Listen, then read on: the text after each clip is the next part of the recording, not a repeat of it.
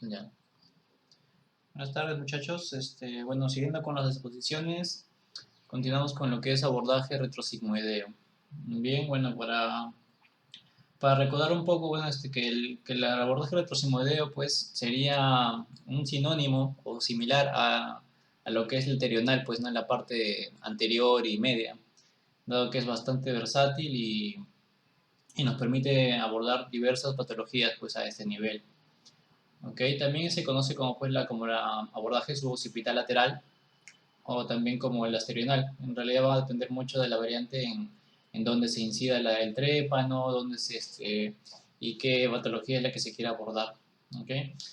Entonces, sabiendo esto, pues sería nuestro caballito de batalla para la región cerebelopontina, en lo que es la fosa posterior, ¿no? Y su primera introducción de este abordaje fue en el año 1903 con Fedor Krauss, ¿no? Bueno, siguiendo.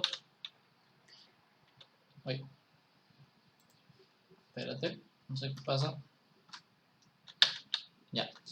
El objetivo de este abordaje es alcanzar lesiones del ángulo pontocerebeloso y también la región ventrolateral del tronco encefálico, ¿ya?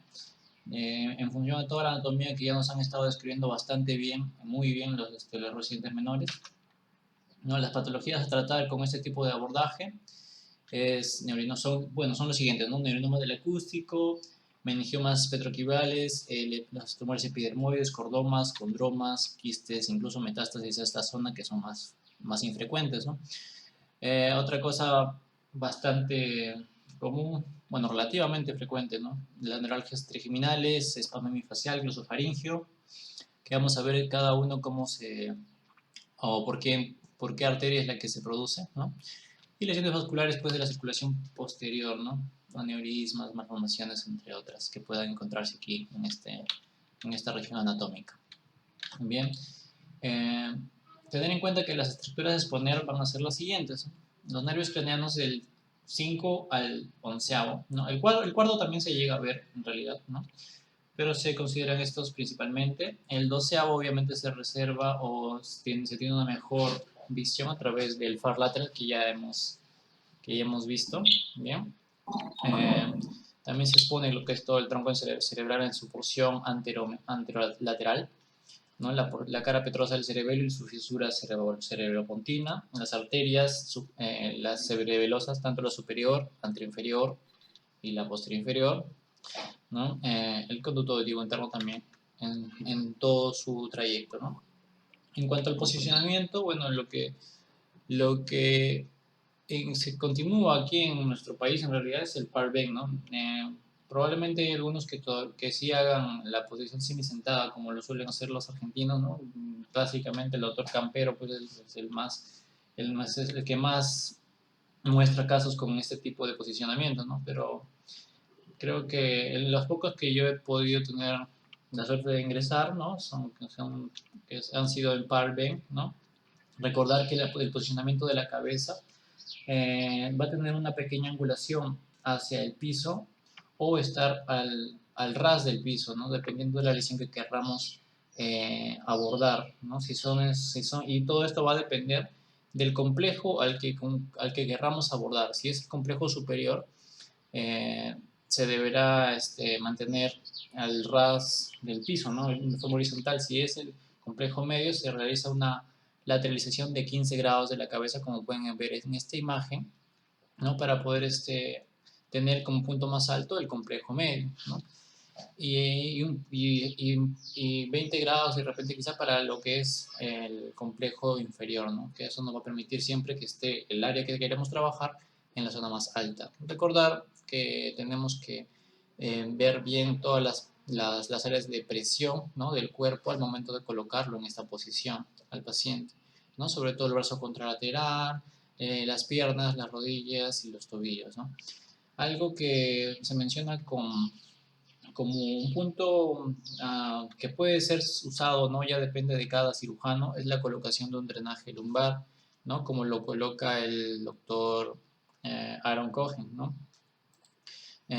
Pero bueno, esto ya va a depender de cada uno, porque al abrir en la región retrosigmoidea vamos a ver directamente la cisterna magna y la podemos aperturar también y con eso el cerebro o cerebelo en todo caso va a tener una relajación bastante importante, ¿no? Ok, el líquido a sacar, si es que llegamos a usar el drenaje lumbar, pues será pues de unos aproximadamente 35 a 40 centímetros cúbicos para facilitar de esta manera la apertura dural básicamente, ¿no? Bien, como dije, la posición semisentada también sobre todo se puede usar, pero va a depender de la experiencia y del gusto del cirujano, ¿no? Recuerdo también que dentro de la posición de los pines se va a colocar una en la región frontal, ipsilateral, y dos en la región contralateral, tomando parte de la mastoides y apuntando hacia la región del íneo, ¿no? Recordar que la mastoide debe ser el punto más elevado en nuestro campo operatorio para poder y asociarlo con las angulaciones que mencioné al inicio para poder tener una mejor vista de la zona que queremos abordar, ¿no? El complejo que queremos abordar. ¿No? En cuanto a la incisión, tenemos, va a depender también del cirujano, la cual decida, ¿no? Que puede ser lineal, como vemos al lado izquierdo, o curva, al lado derecho. Pero lo que sí todos debemos tener en cuenta siempre es los puntos de referencia, ¿no? Entre ellos, pues, la mastoides, ¿no? El conducto auditivo externo, el íneo en su porción más medial acá de la foto, ¿no? Y el pabellón auricular, que muy bien describe el doctor Campero, en que lo divide en 4 cuartos, como ya mencionaron antes, también en algunas exposiciones. Y todos esos puntos de referencia básicamente nos sirven para orientarnos adecuadamente en la ubicación de los senos, ¿no? El seno transverso y el sigmoides, ¿okay? Recordar pues que, que la unión de los senos, por lo general se va a encontrar a la altura, si es que lo queremos ver desde el punto del conducto auditivo externo, lo vamos a encontrar entre 4 o 4.5 centímetros para atrás de este. ¿Ya? Bueno, en este de repente el dibujo no lo representa, el derecho sí, un poco mejor. ¿Ya? Y también nos van a servir otras cosas como la línea de Frankfurt, ¿no? Podemos en la imagen de acá superior izquierda. Bien, la línea de Frankfurt nos va a permitir ver la orientación del seno transverso, ¿correcto? Y bueno, la estructura paritomastoidea nos va a permitir ver parte del recorrido del seno sigmoides, como podemos ver aquí. ¿Okay? Recordar que la incisión se recomienda que sobrepase el pabellón auricular en su parte superior de 1 a 2 centímetros y en la parte inferior también igual de la misma manera, ¿no? Entre 1 a 2 centímetros. ¿Okay? Es importante también tener en consideración la ranura digástrica, ya que por aquí va a pasar la salida del nervio facial, ¿no? En su agujero estilomastoideo. ¿Okay? Pero también nos va a servir de referencia para saber dónde hacer la incisión, porque la recomendación es hacerlo 1 centímetro por detrás. ¿Okay? De acá, ¿qué más podemos mencionar? Bueno, que se puede utilizar pues un anestésico local, ¿no? De paso que también se evita el sangrado, como muchas veces lo solemos usar. ¿Okay? Sobre todo si está asociado con epinefrina. Bien, eso es todo con respecto a la incisión. Es importante todas esas referencias anatómicas que hemos mencionado, porque de esta manera, como pueden ver acá en este preparado de Roto, nos da, si tenemos en consideración todos ellos, va a ser muy fácil orientarnos en la parte ya interna, ¿no? Una vez hecha la craneotomía o craneectomía, dependiendo del cirujano también, y una vez hecho la apertura dural, ¿no? Acá quise resaltar lo que es el asterio, ¿no? Que está pintado acá discretamente en amarillo, ¿no? Y todas las suturas que competen, ¿no? Por lo general, que ahora vamos a hablar un poquito de la anatomía, el punto donde se hace el bullhole o el keyhole suele ser aquí, ¿no? Sin embargo, va a depender mucho de la fisionomía de cada individuo, ¿no? Nuestros cráneos peruanos, por ejemplo, son más pequeños y probablemente tengamos que hacerlo un poco más inferior y posterior, ¿correcto? Y en general, son líneas generales a 1 centímetro de distancia. ¿No? Bien, entonces otras incisiones que pueden utilizarse, como les dije, es a gusto de cada quien, ¿no? En realidad es el del bastón, ¿no? Y también esta otra que es una con base ancha hacia caudal, que básicamente eso está destinada para el uso en un abordaje que requiera mayor amplitud, por ejemplo, neuromas medianos o en todo caso grandes, ¿no? Que nos permite una mayor visión y tanto de la parte venosa, ¿no? Y de la parte parenquimal, ¿no? En el caso del cerebelo, etc. Pero también tiene una función más que ahorita la voy a mencionar, esta última incisión, ¿ya? Así que recuerda un ratito para en unas diapositivas más. Eh, en cuanto a la incisión, también recordar pues, que las arterias que pasan por la zona en la que vamos a incidir son principalmente la auricular posterior, el número 6, y la occipital. Bien, como ven ustedes, si trazamos la línea acá medial que solemos incidir, podemos cortar ambas, ¿no?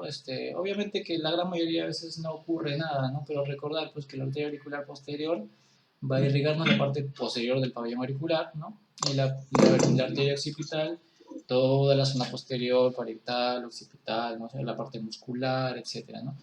Y por lo tanto siempre se recomienda tratar de preservarla al máximo, obviamente, ¿no? Porque nos va a permitir una buena irrigación de nuestra zona, ¿no? De nuestras estructuras adyacentes, ¿no? O colgajo, flat, etcétera, que requiramos en este momento, ¿no? Para el abordaje, ¿ok? Eh, y bueno, y algo que sí me gustaría mencionarles es que el nervio occipital menor, ¿no? Como saben, este es el mayor, el de Arnold, ¿no? Y este de aquí adelante es el menor. Quería mencionárselo porque justamente este abordaje con base hacia caudal eh, lo describe el doctor Aaron Cohen como una alternativa para evitar dañar este nervio, ¿no? El nervio occipital menor sobre todo, ¿no? ¿Por qué? Porque de dañarlo, este podría después, ¿no? Con el tiempo incluso inmediatamente después de la cirugía, presentarnos algo incómodo para el paciente, que sería una neuralgia postquirúrgica. Ok, en este gráfico lo que le quiero recordar es que hay dos tipos, ¿no? De presentación del nervio occipital menor, que sería el tipo 1, en el cual inmediatamente por su salida posterior al músculo esternocleidomastoideo, ¿no? Inmediatamente en su emergencia se dirige hacia adelante, hacia el cuarto superior del pabellón auricular. ¿Ok? Y este es el más frecuente, ¿no? Y alcanza un 60% de los casos, ¿ok? Sin embargo, el tipo 2, ¿no? Como pueden ver acá, es el nervio occipital menor también, pero inmediatamente en su emergencia, ¿ok? Se dirige hacia atrás, incluso pasa muy cercano al nervio occipital mayor, ¿no? Pero este es el otro 40%, ¿no? Siendo esto el caso, sería importante recordar que la incisión, la gran mayoría de veces nos vamos a topar con este nervio, ¿no? Y sería bueno tenerlo en consideración para evitarlo, seccionarlo, ¿no? Recordar que estos nervios emergen pues de las regiones C2, ¿no? C2, bueno, C2 sería el Arnold, no, occipital mayor, C3 en el 80% de los casos del occipital menor, ¿no? Como ramas, ¿no? Bien, eso en cuanto a todo lo que es la incisión, ¿no? Justamente eso es el que nos ayudaría a evitar, o mejor dicho, a preservar, ¿ok? En cuanto a los planos musculares que vamos a seccionar o disecar en todo caso, nuevamente, bueno, recordarlo, ¿no? Porque ya se ha repetido constantemente en todas las exposiciones. Hay dos líneas, ¿no? La línea nacal superior y la línea nacal inferior. La superior, vamos a encontrar los músculos del primer plano, ¿no? Que justamente son los que vamos a trabajar en realidad, ¿no? Aquí el esternocleidomastoideo y aquí el esplenio, ¿bien? Estos son los que vamos a retraer. ¿Y de qué manera se retraen? Estos van a tener que reflejarse, o mejor dicho, separarse. El esternocleidomastoideo hacia rostral y craneal, o sea, superior. En cambio, el esplenio, obviamente, lógicamente, hacia caudal y hacia medial, ¿no? Exponiendo toda nuestra zona. Muchos de los autores o libros mencionan pues, ¿no? que de preferencia debe preservarse una pequeña porción de aponeuroses para poder después nuevamente volver a unirlo con mayor facilidad, ¿no? Pero muchas veces la verdad que no se da, al menos los que yo he visto, no he visto que se vuelvan a unir, simplemente se afrontan con las fases superiores y nada más, ¿no? Pero sí sería importante o es importante conocerlo. Bien. Pasando al siguiente punto, que sería ya la craniotomía. Bueno, y como ya saben, el asterion es el que va a corresponder a la unión de los senos transverso y sigmoides, ¿no? Y la ranura digástrica, bueno, al orificio donde sale el séptimo nervio, ¿no?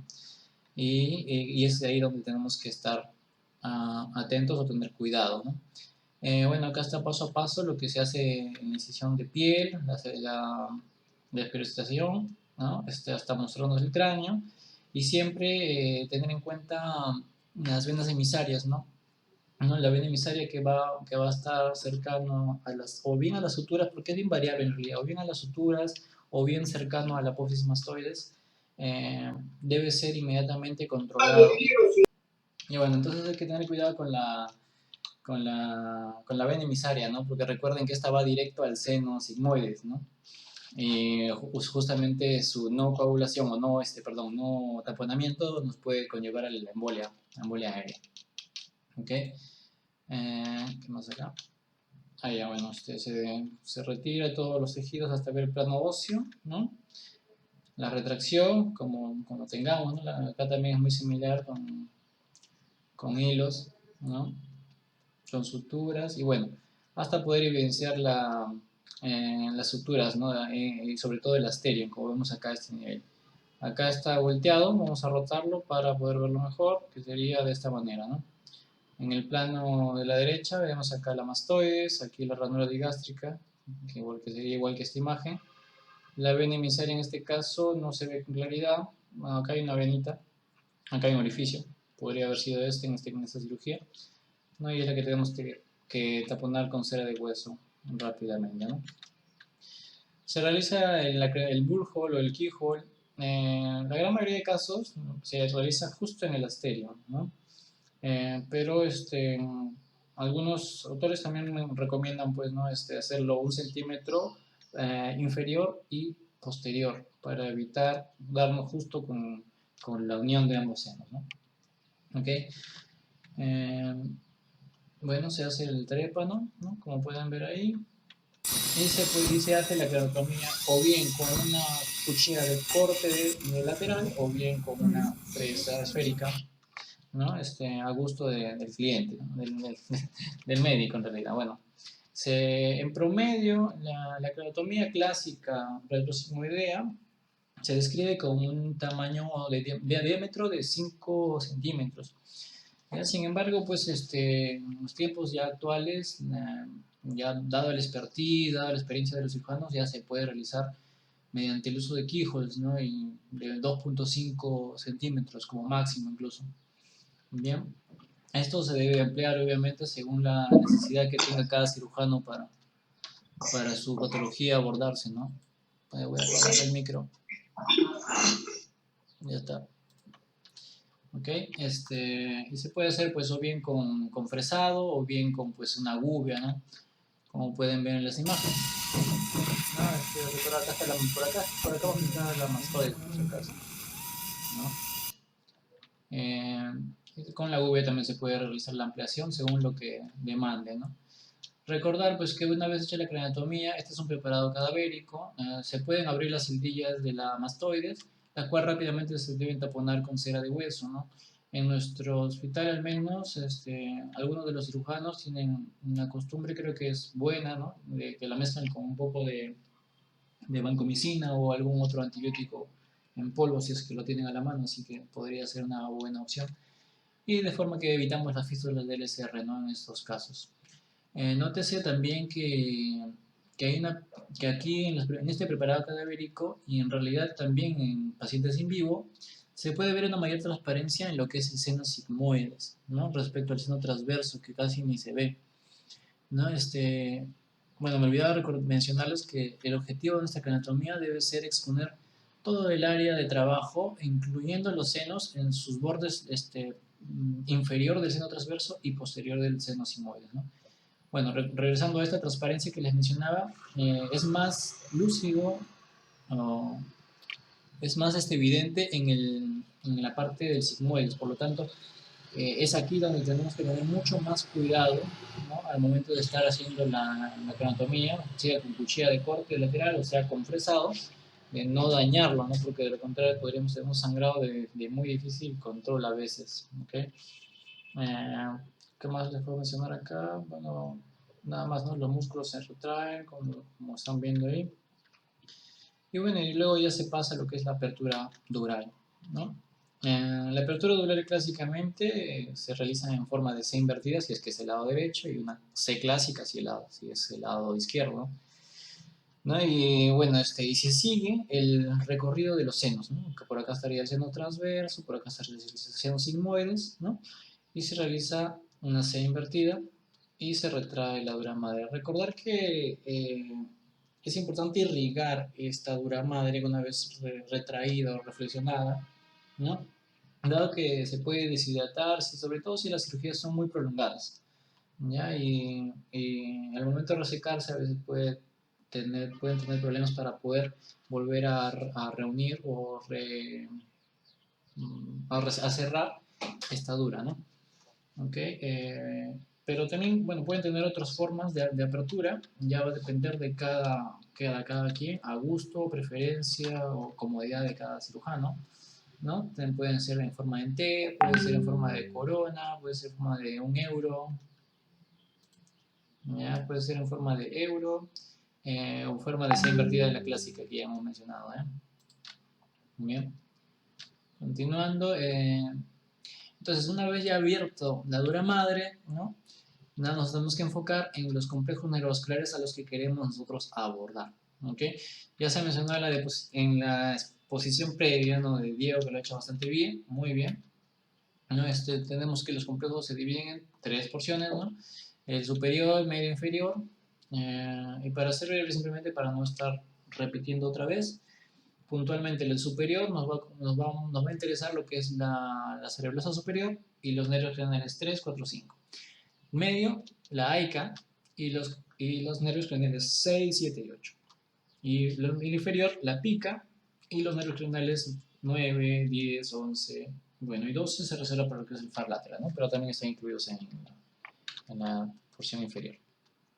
Bien, vista lateral, vista también de los complejos venosos, ¿no? Que también mencionó Diego, que es importantísimo lo que es el complejo de la vena petrosa superior, ¿no? El cual debe preservarse al máximo, ¿no? Porque sobre todo cuando se trabaja en el complejo superior, que es justamente donde se encuentra, y nos puede generar una catástrofe si es que lo dañamos, ¿no? Sobre todo las ramas troncales. Acá les pongo un dibujo del maestro Roto, ¿no?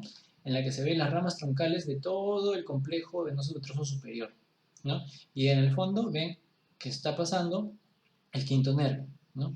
Acá en delgadito el cuarto, ¿no? Que está mucho más arriba, ¿no? Pero acá el quinto y cercano a él algunas ramas del complejo venoso, ¿no? Pero sin embargo, o sea, si se llegan a lesionar o tener que coagular por X motivo las que están cercanas o próximas al nervio quinto, generalmente no se produce una mayor complicación. Sin embargo, cuando se dañan troncos, como lo que ven acá, ¿no? En los troncos del complejo, ahí sí estamos en problemas, ¿no? Puede generar infartos venosos muy importantes, ¿no? Y arruinar nuestra cirugía por completo. Por ejemplo, si solamente es una descompresión microvascular y lo dañamos, pues estamos fritos. ¿Ok? Y en una vista simplemente anterior de cómo se ven los complejos, ¿no? Arriba, quinto, perdón, la ASCA con el quinto, abajo, el medio con la AICA con séptimo octavo, abajo del glosofaringeo con la pica, ¿no? Bien. Más vistas del complejo, ¿no? Una vista endoscópica, este es del lado izquierdo, acá he puesto el huesito para que nos orientemos en el lado derecho, ¿no? ¿No? Recordar pues los lugares por donde pasan, sobre todo el complejo inferior que pasan a través del agujero yugular, el 12, exclusivamente por su canal del hipogloso, ¿no? Y en el lado izquierdo vemos pues, ¿no? la columna A, vemos el complejo neurovascular superior, ¿no? La flecha está señalando pues la arteria cerebrosa superior, la B está señalando el quinto nervio craneal acá al fondo, ¿ya? Y bueno, acá está representándose un tumor, ¿no? del octavo, ¿no? pero bueno, y acá, por ejemplo, la vena petrosa superior se ve acá en el asterisco superior. La vista izquierda creo que ya la mencioné, ¿no es cierto? ¿Me escucharon ahí? Sí, vamos, sí, Sí, bonito. vamos, sí, bonito. Ya. Rápidamente, ¿no? Otra vez la flecha del lado izquierdo, la letra A, ¿no? El lado izquierdo, la cerebrosa superior, el quinto nervio ahí atrás de la cerebrosa superior. Por arriba tenemos el asterisco que está el petroso superior, el complejo venoso petroso superior. Acá hay un tumor del octavo, ¿no? Justamente para eso está esta vista endoscópica, pero lo puse para que sea más didáctico. Bien, el complejo medio. El séptimo justamente pasa por detrás, sino que está deformado por la tumoración. El octavo, ¿no? que es el que tiene la tumoración, el schwannoma. Y acá vemos que señala la flecha en la arteria AIC. Bien. Finalmente, el bloque C, vemos pues perdón, me estaba olvidando, el bloque B, el asterisco blanco que estamos viendo acá abajo. Espérate, voy a poner el puntero. ¿Ya? El asterisco de acá pertenece al flóculo, pues, ¿no? Y es importante mencionarlo porque este es el que predominantemente nos va a generar sombra, ¿no? Nos va a ocultar justamente esta zona. Así que es importante retraer a este nivel. ¿Bien? Finalmente la C nos indica pues una vista endoscópica de la región inferior, ¿no? Del complejo inferior. Vemos ahí el noveno, el décimo y el onceavo, ¿no? Bien, más con esto, bueno, nada más, ¿no? En cuanto a la retracción, ¿no? Es importante mencionar que obviamente va a ser dependiendo de la zona que querramos, ¿no? Si vamos a complejo superior, vamos a traccionar hacia medial e inferior. Si vamos a complejo medio, simplemente hacia medial y complejo inferior hacia arriba. De aquí que podemos recalcar, el tamaño de las espátulas creo que podría ser bastante conveniente, ¿no? Nótese que la del medio es una espátula bien grande, ¿no? Generalmente unos 20-25 milímetros, o sea, casi 2,5 de ancho, es lo que vamos a usar en la base, ¿no? Y en la punta, o sea, la profundidad, generalmente son de entre 15 a 20 milímetros de ancho, ¿ok? Y esto nos va a servir sobre todo para cuando hay tumores grandes, medianos a grandes, ¿no? Que principalmente van a ser, pues, schwannomas, ¿no? Clásicamente. Sin embargo, pueden ser otro tipo, ¿no? Que como ya mencionamos, meningiomas, ¿no? Cordomas, entre otras cosas, ¿no? Pero generalmente esto es importante saberlo, ¿no? Para que podamos tener una mejor visión del tamaño de nuestra espátula correcto. ¿Okay? El complejo superior, por en cambio, ¿no? Basta con un separador pues, un poco más delgado, que en su base puede ser de 10 milímetros y en su punta puede ser hasta 5 milímetros, ¿no? Generalmente es la mitad, ¿no? Si arriba es 10, abajo es 5, si abajo, acá también, si arriba es 20, abajo es 10, algo así. ¿Ya? Y como generalmente en este complejo lo que vamos a tratar más son espérate,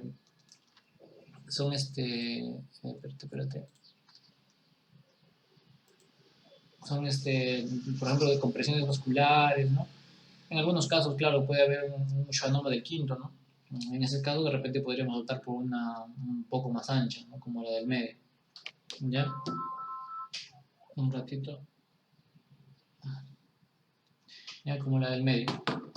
Y finalmente en la parte del complejo inferior, perdón, la espátula es muy similar a la de arriba, ¿no? Y bueno, nos va a permitir una mejor visión de esa zona. Ok, ¿qué más? Vamos a la, ya. Y bueno, ya vamos a las vistas quirúrgicas un poco, ¿no? Vemos que acá nos está señalando el poro del acústico o del meatus, ¿no? Importante pues mencionar que de estas fotos, algo importante es que el séptimo nervio emerge de abajo hacia arriba y justo va por detrás paralelos del octavo. Por lo que al ingresar en este tipo de abordaje, lo primero que vamos a ver en realidad es el octavo, ¿ya? Sobre todo, claro, en el complejo medio, ¿no? Abajo se ven pues el complejo inferior, ¿no? Por el 9, 10, 11, ¿no? En sus ramilletes. Bien, con su correspectiva arteria, ¿no? Acá está la arteria aica, de la cual nace una ramita, se puede bifurcar como que puede estar por separado, ¿no? En este caso anatómico se bifurca y se divide en la auricular ¿ya?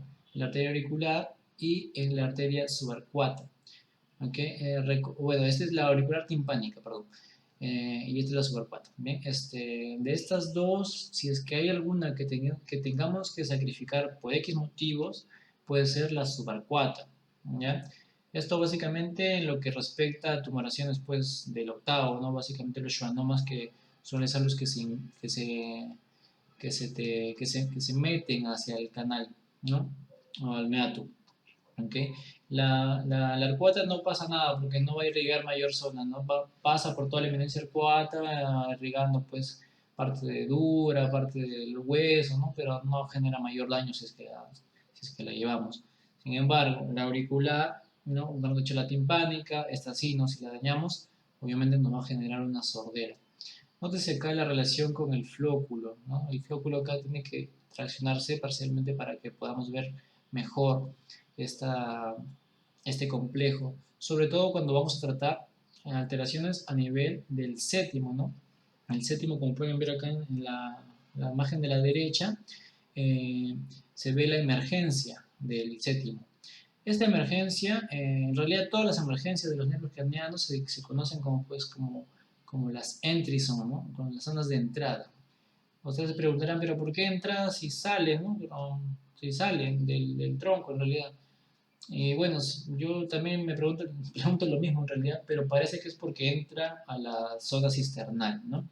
Y este cambio de tronco hacia cisterna tiene una porción que es una zona de transición, que pasa a ser de células centrales a células periféricas, o sea, la que produce la mielina ya en estos casos ya son las células de Schwann, mientras que a nivel de tronco son los oligodendritos, ¿correcto? Bien, entonces es importante reconocer esta área, ¿no? Porque tenemos que traccionar el flóculo para poder verla mejor y poder saber dónde trabajar de forma correcta, ¿no? Que vamos a verlo mejor en las siguientes imágenes, de forma así somera nada más porque no es el objetivo de esta charla, ¿no? Bien, más vistas quirúrgicas, nuevamente resaltar pues, la arteria subarcuata que les mencioné, la arteria auditiva interna, que en este caso no se ha pintado bien, pero aquí la vemos claramente, la AICA, que es el complejo que vamos a trabajar en este tipo de, en este complejo, en esta zona, ¿no? ¿Qué más? Acá mencionar pues que existe un pequeño tubérculo que en ocasiones puede ser tan prominente que nos dificulta la visión, sobre todo en caso de tumores que son del tronco o del clivus, ¿no?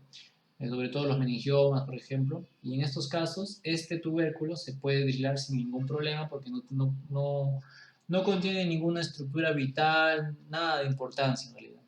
¿Ya? ¿Qué más de acá para sacarle provecho? Ya, acá hay unas pequeñas líneas, ¿no? Como pueden ver acá, una forma rugosa de acá de la dura madre que se adhiere a la porción petrosa, ¿no? Pero que al final deja de tener esas rugosidades. Esas líneas, ¿no? Que conllevan hasta el final, que se pone liso, se llaman líneas de Tübingen. Y esas líneas de Tübingen son importantísimas cuando hay lesiones grandes en esta zona que no nos permiten ver muy bien el meato, ¿ya? O el conducto auditivo. Son importantes porque nos va a permitir saber cuál es la dirección y dónde está nuestro conducto auditivo interno, ¿no? Que muchas veces lo vamos a tener que drilar, ¿no? Para sobre todo los tumores, los tipos schwannoma que tienen que entrar, que se ingresan en un momento o nacen del conducto mismo, ¿ya? ¿Qué más de esta imagen? Creo que ya le sacamos todo el provecho de esa imagen. Bueno, seguimos con algunas imágenes. Para reforzar todo lo que ya hemos visto del abordaje, recordar que el quinto nervio craneal tiene sus fibras, que en su inicio, ¿no? Como dije, esta es la entry zone o la zona de entrada hacia la cisterna, ¿no? Pero porque es la zona de emergencia, ¿no? Tiene una disposición de las fibras, ¿no? Esta es una vista desde arriba, medio oblicua, ¿no? Que como vemos aquí en la imagen de la cabeza. Pero lo que es importante de esta imagen es recordar que las fibras laterales de la salida de este nervio, de la emergencia de este quinto nervio, corresponden a la rama B2, ¿bien? Los laterales. perdón, la parte rostral o caudal y corresponde, perdón, la parte inferior o caudal corresponde a B1 y la parte rostral o superior corresponde a B3, ¿ya? Y esto es importante porque según cuando trabajemos en esta zona, sobre todo para las descompresiones microvasculares, nuestra clínica nos puede orientar más o menos dónde podemos encontrar el, el loop, ¿no? Que puede estar haciendo la injuria, ¿no? Basado en esto que es muy importante, ¿no? Bien, un pequeño datito ahí, pero bueno, vamos a seguir.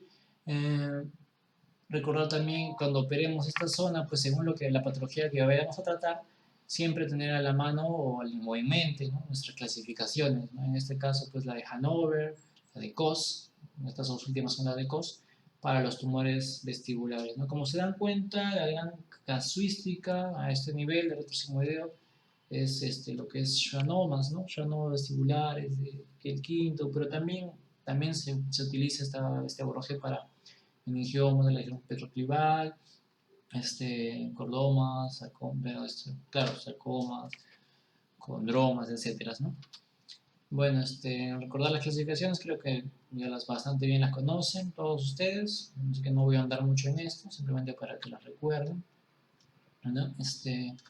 Y bueno, y como mencionaba, enfocándonos un poco en lo que es schwannomas vestibulares, ¿no? Las líneas de Dubingen son algo importantísimo cuando los tumores son muy grandes y no podemos evidenciar muy claramente el poro o meato, ¿no? O el poro del acústico, del conducto auditivo, que es este de acá, que es donde ingresa ya el octavo nervio, ¿no? Por delante obviamente va a estar el séptimo, ¿no? Nos permite ubicarlo y poder saber dónde vamos a hacer un drilado, ¿no? Cuando querramos hacer la extirpación de la parte interna del conducto de los tumorcitos, de los tumores, ¿no? ¿Qué más podemos mencionar acá? Bueno, nada más de eso. Siempre hay que ubicar el conducto auditivo, ¿no? Su dirección, su distancia, ¿no? Que en promedio son desde el porus hasta el fundus, que vendría a ser la parte final, ¿no? Entre 10 milímetros a 12 milímetros, ¿no? O sea, tenemos que tener mucha precaución y tener en mente ese número, porque si nos pasamos de eso, vamos a poder dejar al paciente con una sordera, dado que podemos dañar los conductos semicirculares o los canales semicirculares, o en todo caso las vías linfáticas, ¿no? Cualquier daño en ambos puede generarnos una sordera. Bueno, enfocándonos en lo que es el fresado, ¿no? del conducto o del meato, se tiene que aperturar la dura petrosa, como vemos acá, ¿no? Que puede ser de dos formas, en forma de C invertida o en forma de una T de cobre, ¿no? Que podría parecernos. Eh, ¿Cuál va a usar?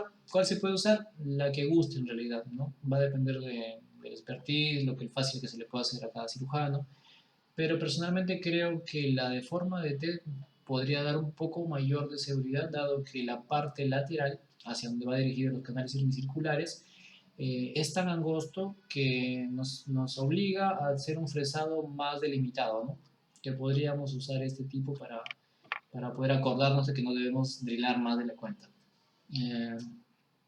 ¿Qué más acá? Bueno, el fresado que tiene que realizarse en esta zona de forma antihoraria en el caso del lado derecho y horario en el caso izquierdo de la cabeza, ¿no?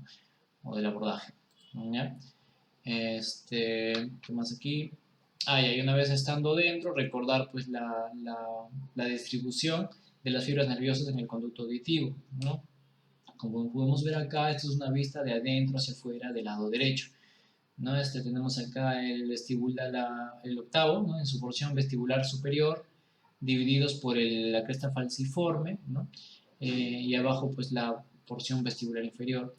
En la parte superior, de arriba de esta cresta falciforme, nuevamente se divide en dos el conducto, por una barra ósea también, una cresta ósea que se conoce como barra de Bill, ¿no? En la que nos va a separar la porción vestibular superior del séptimo nervio craneal. ¿Okay? Y finalmente, pues, la porción coclear del octavo se ubica por la parte anterior e inferior, ¿no? Como vemos en este gráfico, en este diagrama. Ya, recordar todas esas cosas son importantísimas para el momento de hacer un fresado de esta zona. ¿Ok? Recordar que también tiene una dura madre por dentro, o sea, los nervios octavo, séptimo tienen una dura madre, una cobertura de dura madre, la cual también debe aperturarse. ¿No? Acá nuevamente resaltando pues el porus y el fundus, ¿no? Que es el límite del conducto, ¿no? Ya después de eso vienen los conductos semicirculares y la linfa. ¿Ok? Básicamente eso, hay que tener bastante cuidado al hacer el derivado. Acá podemos ver la arteria aica que ingresa con un parte de loop y esto se puede ver como se mencionó antes en exposiciones previas, el 50% de los casos de los pacientes pueden presentar este loop, ¿no? Que se mete. Ok, bueno, y para dilar el meatus, la mayoría de veces vamos a tener que sacrificar la arteria subarcuata, ¿no? Que es acá, en este caso ya está cortado. ¿Ok? ¿Qué más acá? ¿Qué más? Nada más, creo. Ah, bueno, acá ha señalado el nervio intermedio, ¿no? Recordar que es importante también conservarlo, preservarlo, dado que esto también tiene una función parasimpática, sensorial, ¿no? Similar a lo que es la cuerda tímpani, ¿no? Porque también también inerva lo que es las dos tercios anteriores de la lengua, ¿no? Para el sabor, y también inerva lo que es las glándulas salivales, ¿no? Para la salivación, así que es importante preservarlas al máximo que se pueda, ¿ok? Eh, Recordarles pues que este nervio también se afecta en lo que es la enfermedad del herpes, ¿no? El famoso Ramsay-Ham, como dato curioso, bueno, como recordar en realidad. ¿Ya? En cuanto a las descompresiones microvasculares, este es un concepto que debemos siempre tener en cuenta, ¿no? Sobre todo cuando es el nervio, el complejo medio, ¿ya? Pero en realidad se utiliza para cualquier nervio. Como les mencioné hace un rato, la diferencia del tronco y de la parte cisternal ya de los nervios craneales es que en el tronco todavía se produce la mielina de los nervios por justamente células centrales, ¿no? Que son los oligodendrocitos. Sin embargo, en la salida, en la emergencia, que justamente son las entry zones, son las zonas de entrada, ya cambian la celularidad por células de Schwann, ¿no? Y de ahí los schwannomas, ¿no? Justamente. Pero bueno, ¿cuál es la importancia de por qué les digo esto? ¿No? Porque en esta zona de entrada es que hay una zona de transición justamente en la que cambian la celularidad de oligodendritos a células de Schwann, ¿no? Y es esa zona de cambio, como está entre mielina de adentro y mielina de afuera, que no se sabe muy bien, es donde se torna vulnerable a que puedan dañarse por efectos mecánicos. Traducción, o sea, que se dañen por el latido de las arterias, en todo caso, mejor dicho, ¿no? Como vemos en el lado derecho, ¿no? Este es acá está el complejo 5, el complejo superior, esta es una vista de arriba, ¿no? De arriba, medio oblicuo. Esto sería superior, esto sería medio, esto sería inferior, ¿no? Como podemos ver acá, la AICA clásicamente comprime el nervio séptimo, ¿no? En su porción más proximal al tronco, ¿no? Justamente es en eso lo que le hablo, pues, ¿no? La zona de transición, ¿no? Y es por eso que más es la que más se afecta, o mejor dicho, es la que a veces tiene muchos resultados más variables, ¿no? Porque la del quinto, una descompresión del quinto, generalmente va todo bien. La del séptimo va a depender mucho del cirujano, va a depender mucho del equipo, y es porque la gran mayoría de casos, la colocación de teflones, ¿no? U otras cosas, como se quieran realizar la descompresión, eh, generalmente es más alejado de la zona de entrada, o mejor dicho, la zona de emergencia del nervio. Generalmente ponen el teflón por acá, pensando que es acá el daño, pero el concepto fundamental es que la zona de transición es la que más se afecta por efectos mecánicos y por lo tanto es donde más debemos tener en consideración separar las arteritas que se encuentren cerca, ¿no? Porque estos son los que van a generar el daño, el dolor, ¿no? Básicamente eso, ¿no? Para ya terminar. Y finalmente recordar pues, ¿no? Que este abordaje, si bien es cierto, es nuestro caballito de batalla en la región posterior, eh, también tiene sus complicaciones, ¿no? Y van a ser básicamente en función al nervio craneal que podamos dañar. ¿no? Si es el complejo superior del quinto nervio renal, obviamente, sobre todo si la rama B1, vamos a generar una úlcera corneal, incluso llevarlo hasta la ceguera del paciente, ¿no? Por lo tanto, tenemos que tener muy en cuenta la disposición de las fibras que mencioné en el diagrama de hace un momento. Bien, la diplopía se va a producir en caso que veamos el sexto, obviamente, ¿no? La parálisis facial, el séptimo, en el complejo medio. ¿Ok? Sordera si dañamos pues, los conductos semicirculares, la linfa, etcétera, que he mencionado, o el mismo nervio, ¿no? Que son muy salados, ¿no? Y bueno, finalmente los nervios canales bajos, sobre todo el 9 y 10, que van a alterarnos pues, deglución y ventilación, ¿no? Así que siempre tener en cuenta estas complicaciones. Creo que esto sería todo. Sí, eso sería todo, muchachos. Espero que les haya gustado y les haya servido la exposición. No sé si tengan dudas, preguntas.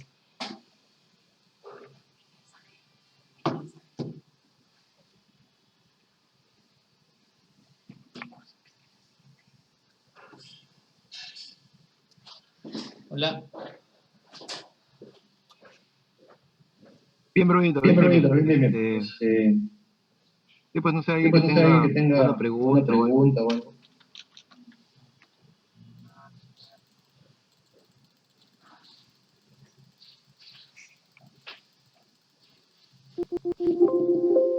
Brunito, Brunito, felicitarte, nomás has dado bastantes bastantes datos. datos. Has Has recopilado bastante recopilado bastante información información respecto a este respecto a este abordaje. abordaje.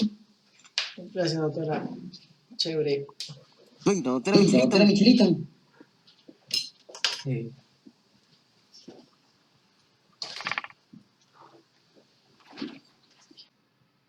Buena expo, Buena buena expo, expo. buena expo. Gracias, Manex. Gracias, Gracias, gracias. Ya, muchachos, entonces mañana continuamos con el siguiente tema. Gracias a todos. Gracias, doctor. Gracias, Nos doctor. vemos, Nos gracias. vemos, gracias.